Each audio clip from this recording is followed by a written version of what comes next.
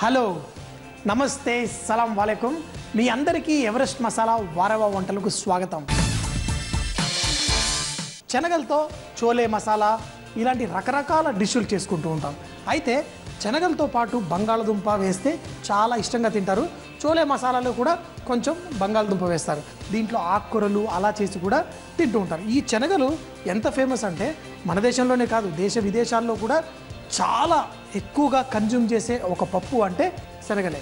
అయితే దీన్ని గార్బన్జో అని కూడా అంటారు. సో మరి దీంతో పాటు మనం ఈరోజు ఆకుకూర వేసి ఆలు చనా సాగ్వాలా అంటే బంగాళదుంప శనగలు అది కూడా ఆకులతో చేసే ఈ కూర చాలా టేస్టీగా ఉంటుంది. చాలా సింపుల్ కూడా. మరి చేద్దామా?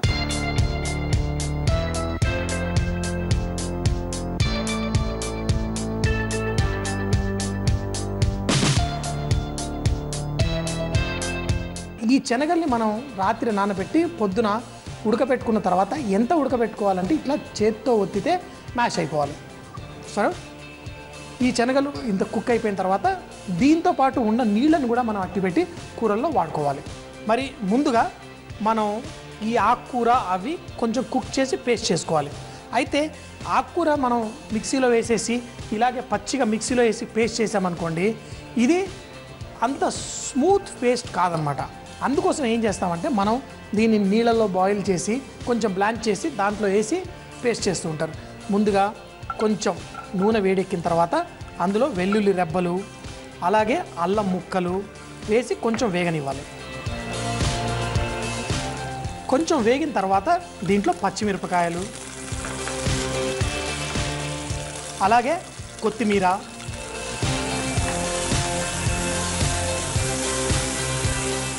దీంతో పాటు కొంచెం అంత పుదీనా. అయితే ఈ ఆకులు ఏవైనా కానీ కొంచెం సేపు కుక్ అయిన తర్వాత పేస్ట్ చేస్తే నీట్గా ఉంటుంది. అందుకని ఈ పుదీనా ఆకు కూడా ఇందులో వేసి కొంచెం సేపు వేయించి దీంతో పాటు పాలకూర కూడా ఇందులో వేసేసుకుందాం. ఈ కొత్తిమీర పుదీనా ఈ పాలకూర అనేది మనం చాలా రకాల వంటల్లో వాడుతూ ఉంటాం. ఈ మూడు ఆకులు కలిపిన ఈ మంచి కాంబినేషన్ ఏదైతే ఉందో దాన్ని మంచి టేస్ట్ ఇస్తుంది. సో ఒక 2 నిమిషాల పాటు మూత పెట్టకుండా కుక్ చేయాలి. ఎందుకంటే మూత పెట్టేసామనుకోండి దీంట్లో కలర్ చేంజ్ అయిపోతుంది. అందుకే ఆకుకూర ఏదైనా కానీ మూత పెట్టకుండా కొంచెం ఇలా కలిపేసి కొంచెం కుక్ అయిపోయి దగ్గరకు అయిపోయిన తర్వాత అది మిక్సీలో వేసి పేస్ట్ చేసుకుందాం. మన పాలకూర ఇవి అన్నీ చక్కగా కుక్ అయిపోయింది. అయితే దీన్ని మనం మిక్సీలో వేసి పేస్ట్ చేసేసుకుందాం. ఇప్పుడు పేస్ట్ చేసామనుకోండి దీంట్లో పేస్ట్ చక్కగా స్మూత్గా అవుతుంది. దీంట్లో ఎటువంటి అంటే ఇట్లా రఫ్గా ఏం ఉండకుండా చక్కగా తయారైపోతుంది. మరి ఇది మిక్సీ పేస్ట్ చేసేసుకుందాం. దీని తర్వాత మన ఆలు చనా సాగ్వాలా ఎలా చేయాలో చూద్దాం. పాలకూర పేస్ట్ రెడీ అయిపోయింది. మరి ఒక మూకుళ్ళలో కొంచెం నూనె వేసుకొని మరి నూనె వేడెక్కిన తర్వాత దాంట్లో ఉల్లిపాయలు అవి వేసి కొంచెం ఫ్రై చేసుకుందాం. నూనె అయితే వేడెక్కిపోయింది. మరి ఇందులో ఉల్లిపాయ ముక్కలు సన్నగా తరిగి వేసేసుకుందాం. ఉల్లిపాయ ముక్కలు సన్నగా తరిగి వేసుకున్న తర్వాత దీంట్లో ఉప్పు వేయడం వల్ల దాంట్లో నీళ్లు తొందరగా బయటకు వచ్చి చక్కగా ఉడికిపోతుంది కదా. మన ఉల్లిపాయలు దీంట్లో కొంచెం అంత కలర్ వచ్చేంత వరకు ఇగో ఒక్కొక్క కూరలో ఒక్కొక్క టైప్గా మనం ఫ్రై చేసుకుంటాం. మరి ఎప్పుడైతే మనకి గ్రేవీ లాగా ఉండాలనుకుంటామో అప్పుడు ఉల్లిపాయలు కొంచెం ఎక్కువగా కుక్ అవ్వాలి. మరి ఉల్లిపాయలు కొంచెం పచ్చిగా కూడా కావాలనుకుంటాం కొన్ని కర్రీల్లో, అప్పుడు కొంచెం తక్కువగా కుక్ అవ్వాలి. సో ఒక్కొక్క దానికి తగ్గట్టు మనం ఫ్రై చేసుకోవాలి. దీనికి మాత్రం కొంచెం కలర్ వచ్చేంత వరకు కుక్ చేస్తాం. కొంచెం ఉల్లిపాయలు చూసారు కదా కొంచెం బ్రౌన్ కలర్ వచ్చిన తర్వాత దీంట్లో పసుపు వేసుకుందాం. అలాగే అల్లం వెల్లుల్లి పేస్ట్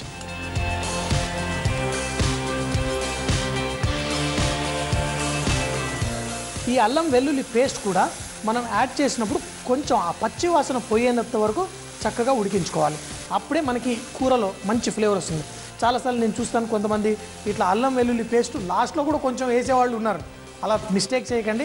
ఎప్పుడైనా కానీ వంటలు చేసేటప్పుడు అల్లం వెల్లుల్లి పేస్ట్ నూనెలో వేసి కొంచెం కుక్ చేస్తేనే దానికి మంచి ఫ్లేవర్ యాడ్ అవుతుంది.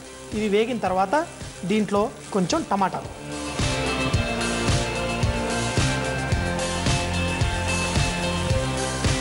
ఈ టమాటాలు వేసిన తర్వాత దీంట్లో చాలామంది ధనియాల పొడి జీలకర్ర పొడి లేకపోతే ఈ మసాలాలన్నీ వేస్తూ ఉంటారు. నాకు తెలిసి ఎటువంటి మసాలాలు అవసరం లేదు. దీంట్లో మన ఎవరెస్ట్ వాళ్ళ చనా మసాలా ఉంటుంది కదా చోలే చనా మసాలా ఈ మసాలా కొంచెం మనం వేసుకున్నాం అనుకోండి మంచి ఫ్లేవర్ వస్తుంది. ఇందులో ధనియాల పొడి, జీలకర్ర, మిరియాలు, గరం మసాలా అన్నీ ఉంటాయి. వేసేటప్పుడు మాత్రం ఒక స్పూన్ దగ్గర పెట్టుకొని స్పూన్లో పడేలా వేసుకోండి, మరీ ఎక్కువ పడకుండా ఎంత కావాలో అంత. సో ఒక 2 స్పూన్లు సరిపోతుంది. ఈ మసాలా మంచి స్ట్రాంగ్గా మంచి ఫ్లేవర్ ఇస్తుంది. ఈ మసాలా కూడా ఈ టమాటాలతో పాటు కొంచెంసేపు కుక్ అయిన తర్వాత దీంట్లో మనం ఈ శనగలు వేసేసుకుందాం. ఇవి ఆల్రెడీ ఉడకబెట్టిన శనగలు వేసి దాన్ని దీంతో పాటు కుక్ చేసుకుందాం. అలాగే కొంచెం అంత ఈ శనగలు వేగిన తర్వాత దీంట్లో బంగాళదుంప ముక్కలు కూడా కట్ చేసి పెట్టుకున్నాం కదా, ఇవి కూడా ఉడకపెట్టినాయి, ఇందులో వేసేసి చక్కగా దీంతో పాటు కుక్ చేసుకుందాం.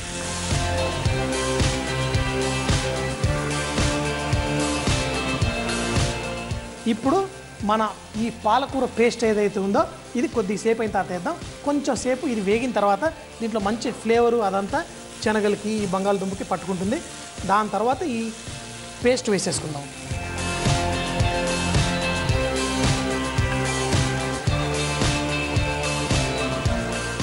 చూడండి ఎంత గ్రీన్ కలర్గా ఎంత చక్కగా ఉందో. అది ఎప్పుడు సాధ్యమవుతుందంటే మనం పాలకూరని కుక్ చేసేటప్పుడు మూత పెట్టకపోతే. ఎందుకంటే దాంట్లో నేను ఎన్నోసార్లు చెప్తుంటాను, క్లోరోఫిల్ ఏ, క్లోరోఫిల్ బి అని ఉంటుంది. దాంట్లో కొన్ని వొలటైల్ యాసిడ్స్ లాగా ఉంటాయన్నమాట. అవి గాల్లోకి వెళ్ళిపోవాలి. అది వెళ్ళిపోకుండా మూత పెట్టేసి మనం దాన్ని ఆపితే మన ఆకుకూర అనేది గ్రీన్గా ఉండకుండా కొంచెం నలుపు వచ్చేస్తుంది. చూశారు కదా ఇప్పుడు ఎంత చక్కగా గ్రీన్ కలర్ వచ్చేసింది. ఇప్పుడు ఇదంతా వేసి మరో ఒక 4-5 నిమిషాల పాటు స్లోగా మనం కుక్ చేసుకుందాం. అప్పుడు ఈ మసాలా అన్నీ పట్టుకొని మంచి టేస్ట్ వస్తుంది. పాలకూర వేసేటప్పుడు ఎప్పుడైనా ఒకటి గుర్తుపెట్టుకోవాలి, ఉప్పు అనేది కొంచెం ఆలోచించి వేయాలి. ఎందుకంటే పాలకూరలో సహజంగానే ఉప్పు ఉంటుంది. సో మరి ఒకసారి టేస్ట్ చేసి చూస్తాను.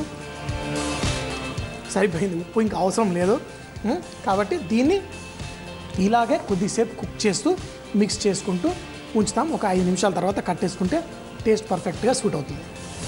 చూసారు కదా, ఇప్పుడు మీకు ఎలా కన్సిస్టెన్సీ కావాలో అట్లా చేసుకోవచ్చు. కొంచెం కుక్ అయిన తర్వాత దీనిపైన కొంచెం షైన్ కూడా వస్తుంది. అప్పుడు దీంట్లో ఈ మసాలాలు అన్నీ చక్కగా దిగాయా లేదా అనేది మనకు తెలుస్తుంది. మీరు నార్త్ ఇండియాలో పెళ్ళిళ్ళల్లో ఎక్కడికి వెళ్ళినా కానీ రెగ్యులర్ చోలే కాకుండా ఇది కూడా సర్వ్ ఎక్కువగా చేస్తూ ఉంటారు. హోటల్లో అయినా ఎక్కడైనా బొఫేలలో కూడా ఇది ఎక్కువగా ఇష్టంగా సర్వ్ చేస్తూ ఉంటారు. అయితే వాళ్ళు కొంచెం పలసగా చేసేస్తారు, అంటే కొంచెం నీళ్ళు పోసి గ్రేవీ పలసగా ఉండేది చూస్తారు. కానీ నాకు ఇది కొంచెం థిక్గా ఉండి అలా కుక్ చేస్తుంటే కొంచెం అంత సైడ్లో నూనె వచ్చేంత వరకు కుక్ చేస్తే దీంట్లో టేస్ట్ మరింత పెరిగిపోతుంది. శనగల్లో మంచి ప్రోటీన్ ఉంది, ఆకుకూరలు మనకి చాలా మంచిది. సో ఇది సింపుల్గా రెడీ అయిపోయింది. దీన్ని మనం అన్నంతో తినొచ్చు, రొట్టెలతో తినొచ్చు, కానీ పూరీలతో తింటే ఈ శనగల కూర ఎలా చేసినా బాగుంటుంది. ఈ కూర అంతా రెడీ అయిపోయింది. చాలా సింపుల్గా టేస్టీగా బంగాళదుంప ఇది అన్నీ. అయితే కొంచెం పలసగా చేసుకొని క్రీమ్ కూడా వేసుకుంటే చాలా టేస్టీగా ఉంటుంది. కానీ ఆహాహా,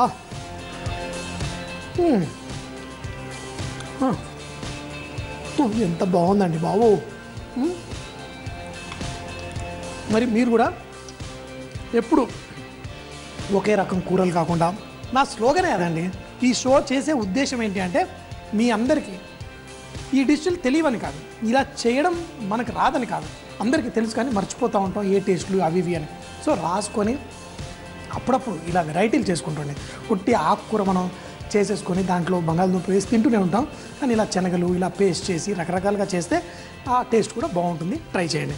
మరి ఇంత అద్భుతమైన డిష్ తింటే ఏమంటారు అందరూ? వారేవా అనాల్సిందే. ఆలు చనా సాగ్వాలా అంటే బంగాళదుంప శనగలు పాలకూరతో చేసే కూర. దీన్ని తయారు చేయని విధానం: ముందుగా శనగలను రాత్రంతా నానబెట్టి ఉడికించి పెట్టుకోవాలి. ఇప్పుడు ప్యాన్లో నూనె వేడి చేసి వెల్లుల్లి రెబ్బలు, అల్లం ముక్కలు, పచ్చిమిరపకాయలు, కొత్తిమీర, పుదీనా వేసి పాలకూర కూడా వేసి దాన్ని కొంచెం సేపు వేగనిచ్చి మిక్సీలో వేసి పేస్ట్ చేసి పెట్టుకోవాలి. మరో ప్యాన్లో నూనె వేడి చేసి ఉల్లిపాయ ముక్కలు, ఉప్పు వేసి వేగిన తర్వాత పసుపు, అల్లం వెల్లుల్లి పేస్టు, టమాటా ముక్కలు, చోలే మసాలా, ముందుగా ఉడికించిన శనగలు, ఉడికించిన బంగాళదుంప ముక్కలు, పాలకూర పేస్టు, కొన్ని నీళ్లు పోసి చిన్న మంటపై 4-5 నిమిషాల పాటు ఉడికించి పూరీలతో తింటే చాలా బాగుంది. చూసారు కదండి మరి ఈ వంట. మరి మా ఆవిడ కూడా నేను ఇంకొక మంచి డిష్ చూపిస్తా అని వచ్చేసింది. మరి చూద్దామా? ఎగ్ ఫ్రైడ్ రైస్ లేదా బ్రెడ్ ఆమ్లెట్లే ఎక్కువగా చేసుకుంటాము. ఎవరైనా ఫ్రైడ్ ఎగ్ ఇడ్లీ చేసుకున్నారా? చేసుకోకపోతే ఈరోజు మీకోసం ఆ ఫ్రైడ్ ఎగ్ ఇడ్లీ ఎలా చేయాలో చేసి చూపించబోతున్నాను. మరి నోట్ చేసుకోండి, ఇది చాలా చాలా టేస్టీగా ఉంటుంది అండ్ చాలా సింపుల్ కూడా. సో మరి చేసేద్దామా?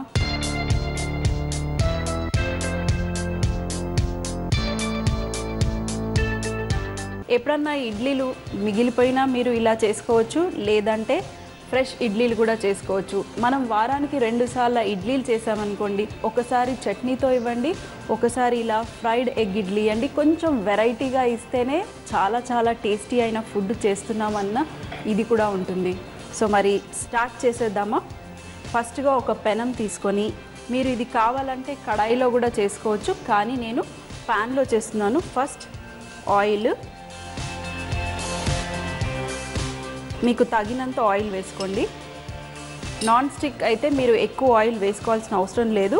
ఇందులో సన్నగా కట్ చేసి పెట్టుకున్న ఉల్లిపాయలు,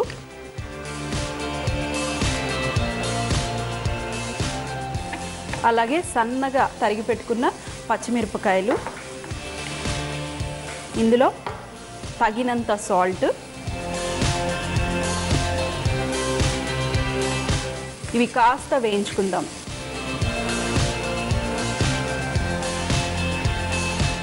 మరి ఇది కాస్త వేగిన తర్వాత ఇందులో అలాగే సన్నగా కట్ చేసి పెట్టుకున్న టమాటా ముక్కలు. మీకు నేను ఇంకొక రెసిపీ చూపించాను ఫ్రైడ్ ఇడ్లీ అని, అది కూడా చాలా టేస్టీగా ఉంటుంది. అది కూడా తప్పకుండా ట్రై చేయండి మీరు. ఇందులో కొంచెం అంత గరం మసాలా, మీకు కావాలంటే ధనియాల పొడి, మీ ఇష్టం ఏవి కావాలంటే మీరు అలా వేసుకోవచ్చు. అలాగే ఇందులో పప్పుల పొడి, మీ దగ్గర ఏ పప్పుల పొడి ఉన్నా మీరు వేసుకోవచ్చు. పల్లి పొడి, పుట్నాల పొడి, ఏ పొళ్ళు ఉన్నా మీరు వేసుకున్నా పర్వాలేదు.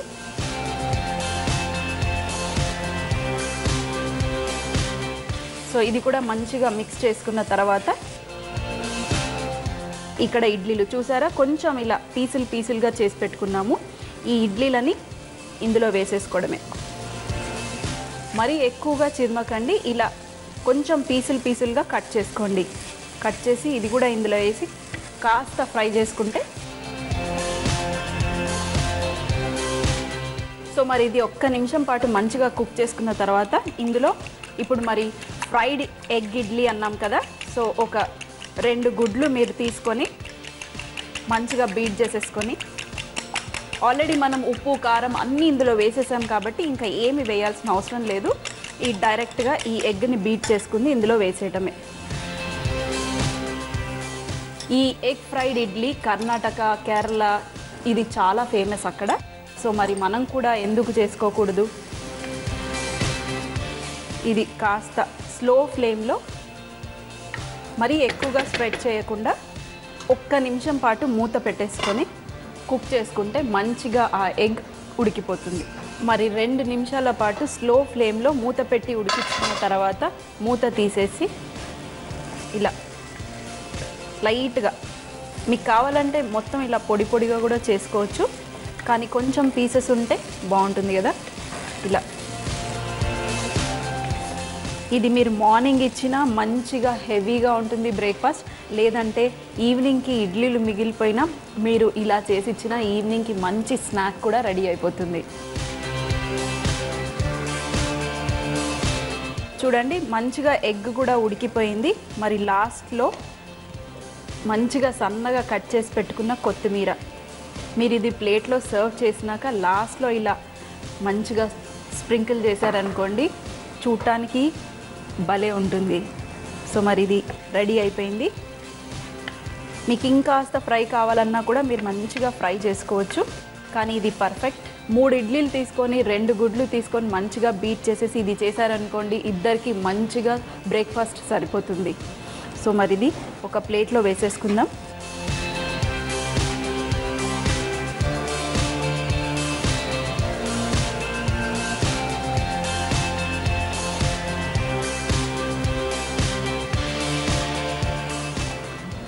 Super egg fried idli ready.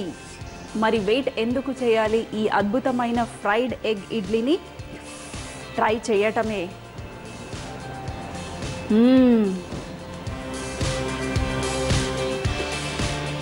మంచి కరకరలాడుతూ పొడులు, ఉల్లిపాయ అన్నీ ఇంత మంచి ఫ్లేవర్స్ ఉన్నాయంటే చాలా చాలా టేస్టీగా ఉంది.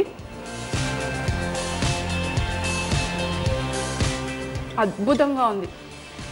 మీరు కూడా తప్పకుండా ఈ రెసిపీని మీరు ట్రై చేయాల్సిందే. మరి వంటల్లో ఎన్ని రకాల వంటలు ఉన్నాయో అలాగే బ్రేక్ఫాస్ట్లో కూడా ఎన్నో రకాల బ్రేక్ఫాస్ట్ రెసిపీస్ మనం చేసుకోవచ్చు. అవి మీకు నేను చేసి చూపిస్తున్నాను కూడా. మా ఉద్దేశం ఏంటంటే ఇలాంటి వెరైటీ అయిన బ్రేక్ఫాస్ట్లు మీరు ట్రై చేయాలని. కొన్ని రెసిపీస్ అన్నా మనం చేయనివి ఇలా కొత్త కొత్తవి మీరు ట్రై చేసి డెఫినెట్గా ట్రై చేయండి. చాలా చాలా టేస్టీగా ఉన్నాయి. చేసి మీ వాళ్ళందరికీ పెట్టి మీరు కూడా ఎంజాయ్ చేయండి. సో మరి మళ్ళీ కలుద్దాం మరికొన్న వెరైటీ అయిన బ్రేక్ఫాస్ట్ రెసిపీస్తో. ఫ్రైడ్ ఎగ్ ఇడ్లీ తయారు చేయు విధానం. ప్యాన్లో నూనె వేడి చేసి ఉల్లిపాయ ముక్కలు, పచ్చిమిరపకాయ ముక్కలు, ఉప్పు వేసి కాసేపు వేయించుకోవాలి. టమాటా ముక్కలు, గరం మసాలా, ఇడ్లీ పొడి, చిన్న ముక్కల ఇడ్లీలు వేసి 2 నిమిషాల పాటు వేయించుకోవాలి. కోడిగుడ్లు బీట్ చేసి పోసుకొని కలిపి చిన్న మంటపై 2 లేదా 3 నిమిషాలు మూత పెట్టి ఉడికించుకోవాలి. చివరగా కొత్తిమీర వేసి వేడివేడిగా సర్వ్ చేసుకుంటే చాలా బాగుంది. నెక్స్ట్ చకచకా అంటూ మా ఆవిడ చకచకా చట్నీ చూపించబోతుంది. మరి చూద్దామా? ఈరోజు చకచకా చట్నీల్లో మీకోసం ఒక మంచి పికిల్ అంటే మీ అందరికీ తెలుసు కదా, ఊరగాయ అన్నమాట. అది కూడా నిమ్మకాయతో మంచి ఊరగాయ పచ్చడి. నిమ్మకాయ నిలువ పచ్చడి చాలా రకాలు పెట్టుకుంటూ ఉంటారు. ఒకటేమో నిమ్మకాయలు కొంచెం పెద్దగా కట్ చేసుకొని ఉప్పు పసుపు వేసి పెట్టుకుంటారు. ఇంకొంతమంది కారం కూడా కలిపి పెట్టుకుంటారు. కాకపోతే ఈరోజు కొంచెం వేరే వెరైటీగా మీకోసం ఈ నిమ్మకాయ పచ్చడి. నిమ్మకాయలు కోసినప్పుడల్లా ఇలా తినడం నాకు చాలా ఇష్టం. సో మరి ఇలా చిన్న చిన్న ముక్కలు కట్ చేసి పెట్టుకున్నవి. మీ దగ్గర మంచి గాజు జార్ లాంటిది ఏదన్నా ఉంటే డైరెక్ట్ మీరు అందులో చేసుకోవచ్చు. ఇలా సన్నగా కట్ చేసి పెట్టుకున్న నిమ్మకాయ ముక్కలు, అలాగే సన్నగా కట్ చేసి పెట్టుకున్న పచ్చిమిరపకాయలు, ఇవన్నీ ఇందులో వేసామనుకోండి ఇవి మంచిగా పుల్లదనం ఉన్న టేస్ట్ వస్తాయి. కాబట్టి ఈ నిమ్మకాయలో ఇవి కూడా పచ్చిమిరపకాయలు, అలాగే సన్నగా కట్ చేసి పెట్టుకున్న అల్లం ముక్కలు, ఇవి ఒక 3 రోజుల పాటు నానాయి అనుకోండి ఆ పచ్చిమిరపకాయలు అలాగే అల్లం కూడా తినటానికి టేస్టీగా ఉంటుంది. సో ఇందులో కొంచెం అంతా పసుపు, అలాగే ఆవపొడి, అలాగే కొంచెం అంత షుగర్. ఇది మీకు కావాలంటే వేసుకోండి, లేదంటే మీరు వేసుకోకపోయినా పర్వాలేదు. అలాగే మరి లాస్ట్లో నిమ్మకాయ జ్యూస్. మీకు ఒక 5 నిమ్మకాయలకి ఒక 3 నిమ్మకాయల జ్యూస్ మీరు పిండొచ్చు. అలాగే ఉప్పు తగినంత మీరు ఉప్పు వేసుకోండి. ఇవి మంచిగా మిక్స్ చేసేసుకొని దీనికి మంచి ఒక ప్లాస్టిక్ కవర్ కానీ మంచిగా ఒక క్లాత్ కానీ కవర్ చేసేసి దీన్ని మీరు ఒక 3 రోజులు కదల్చకుండా అలా పక్కన పెట్టేస్తే 3వ రోజు లేదా 4వ రోజు మీరు తీసేసుకుని మంచిగా ఈ పచ్చడిని అన్నంలోకి తింటే, అది కూడా పెరగన్నంలోకి నిమ్మకాయ పచ్చడి చాలా టేస్టీగా ఉంటుంది. సో మరి పెరగన్నంలోకి ఇవి తిని ఎంజాయ్ చేయాలి. చూసారు కదా చక్కచక్క నిమ్మకాయ చట్నీ ఎంత ఫాస్ట్గా రెడీ అయిపోయిందో. మరి 4వ రోజుకి ఇప్పుడు చూస్తే మీకు ఇలా డ్రైగా ఉంది, 4వ రోజుకి మీకు మంచిగా నీళ్ళు ఊరుతాయి. మరి ఇప్పుడు మాత్రాన వగరుగా చేదుగా ఉంటుంది. ఆహా, భలే పుల్లగా కొంచెం తీపిగా టేస్టీగా ఉంది. మీకు అదే ఇంకొక 10 రోజులు అయిందనుకోండి మొత్తం నిమ్మకాయ మంచిగా సాఫ్ట్గా అయ్యి మనం మొత్తం ముక్క కూడా తినొచ్చు. సో మరి చూసారు కదండి మంచి ఊరగాయ చకచకా చట్నీల్లో ఈరోజు. మరి ఇలాంటి ఊరగాయలు మీరు చేసి మంచిగా డైనింగ్ టేబుల్ మీద పెట్టండి. లంచ్లో లేదా డిన్నర్లో మంచి పెరగన్నంతో ఎంజాయ్ చేస్తే చాలా బాగుంటుంది. సో మరి మళ్ళీ కలుద్దాం చకచకా చట్నీల్లో మరికొన్ని ఊరగాయలతో అలాగే చట్నీలతో. మరి చూస్తూనే ఉండండి. క్యారెట్స్ని నిల్వుంచుకునే పద్ధతి. క్యారెట్స్ మామూలుగా రూట్ భాగం నుండే పాడవుతాయి. అలా కాకుండా ఎక్కువ రోజు నిల్వ ఉండాలంటే క్యారెట్స్ పై భాగంలో ఉన్న రూట్ని తొలగించి స్టోర్ చేసుకుంటే పాడవకుండా ఎక్కువ రోజు నిల్వ ఉంటాయి. కోడిగుడ్డును పగలగొట్టినప్పుడు అందులో పొరపాటున గుడ్డు పొచ్చ పడితే చేతితో తీయడం చాలా కష్టం అవుతుంది. అలాంటప్పుడు మరో గుడ్డు పొచ్చును వాడి తొలగిస్తే సులభంగా వస్తుంది. పండ్లు కూరగాయలను ఎలా స్టోర్ చేసుకోవాలో చూద్దాం. మనం పండ్లు కూరగాయలు ఒకే చోట కలిపి స్టోర్ చేయకూడదు. వేరువేరుగా స్టోర్ చేసుకుంటే మంచిది. ఎందుకంటే పండ్లు కొన్ని రకాలైన గ్యాసెస్ని విడుదల చేస్తాయి. ఆ గ్యాసెస్ వలన కూరగాయలు తొందరగా పాడయ్యే అవకాశం ఉంటుంది. వారెవా అంటేనే అద్భుతమైన వంటలు. మరి మీ ఇంట్లో కూడా రుచికరమైన వంటలు చేస్తారా? అయితే మీ వంటల రెసిపీలు మాకు రాసి పంపించగలరు. XXX డిటర్జెంట్ సోప్ తరఫున మంచి గిఫ్ట్ హ్యాంపర్ గెలుచుకోండి. మరి మా చిరునామా MIG 1540 BHEL హైదరాబాద్ 502032. రెసిపీ కాంటెస్ట్లో పార్టిసిపేట్ చేసి గెలిచిన వాళ్ళకి XXX డిటర్జెంట్ సోప్ తరఫున ఒక మంచి గిఫ్ట్ హ్యాంపర్ మీ ఇంటికి వస్తుంది.